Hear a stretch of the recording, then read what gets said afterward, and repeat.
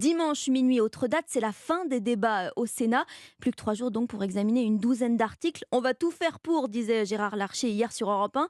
Alexandre Chauveau, les sénateurs vont devoir mettre les bouchées doubles. Oui, pourtant l'examen du texte avait repris sur le fond avec le vote d'une surcote de 5% pour les mères de famille qui partiraient à 64 ans, amendement défendu par Bruno Retailleau. On ne peut pas penser conclure, l'avenir chers de collègues. notre régime sans une politique familiale vigoureuse et volontaire. Autre mesure votée hier, l'extension des carrières longues aux travailleurs ayant débuté avant 21 ans. La discussion s'enlise ensuite car la droite et le gouvernement font tomber 70 puis 160 sous-amendements déposés par la gauche, le tout grâce à différents articles du règlement.